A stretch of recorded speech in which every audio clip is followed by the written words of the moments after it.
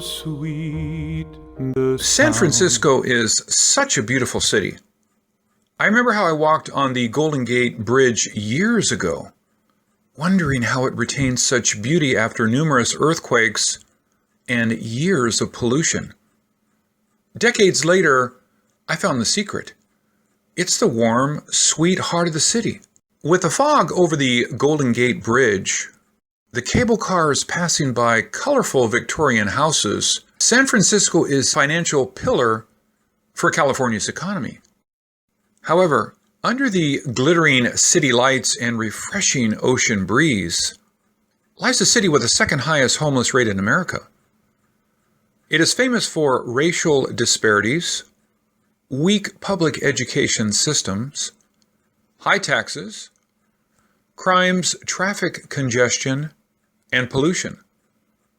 Although these problems are not on my tourist map, I got to see it while taking the subway to Oakland. San Francisco may be the home for the cultural elites, but for the homeless, it's a place someone else calls home. Like most tourists, I stopped by beautiful Pier 39. It was a perfect day. There was a huge crowd gathering. After pushing my way through, I saw Lynx performing his famous sword-swallowing tricks. The show was so fun, I decided to ask him a few questions. I started performing basically when I was 10. I was adopted when I was 10 years old with a family here in San Francisco, but we ended up moving and doing some other stuff. My mother was a street magician, and so she started giving me ways to open up, and one of them was a magic kit, and this kind of what propelled me into performing. I was a really shy child. Like, I didn't have any kind of personality whatsoever. So performing was my release. When I turned 15, I ended up leaving home. I had a tragic incident that happened then, and ended up leaving home and traveling around and watching street performers. And the street performers really intrigued me because one, they just knew how to engage with people and show them things that most people wouldn't find in any normal venue or theater setting.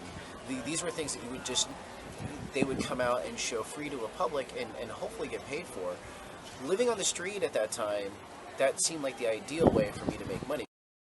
Lynx is a Euro-Asian, a French father, and a Korean mother.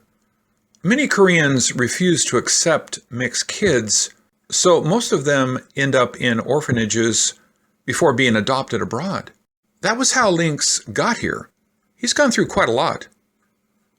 Now he has a college degree, his own business, and is a very popular magician. My dream for doing these type of performances is simple. I just want to see the world smile. I want to give back something that I didn't have as a kid. In a city where the average home costs over $1 million and $350,000 buys you a home like this, life must be challenging at times. But in an area for the rich, Lynx is more giving than most of them. You can watch his shows for free, and he tries hard to put smiles on everyone's face whether you pay or not. Isn't that a magical act in itself?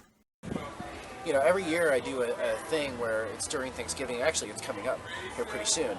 I go out and I street perform out on the street, not here at Pier 39, but I go out on the street and I street perform. And all the money that I make, all the tip money that I make, I either donate it to a good cause or I buy socks and oranges and water and bananas, and I drive around town and I give it to people that I think are in need. There is no magic wand to lift poverty, just like there is no spell to make pain go away. But if you are willing to share what you have more than people who don't share. Now I know why people leave their hearts in San Francisco. It is a place they can set their hearts free and be happy. This is Ken Peters. Thank you for watching.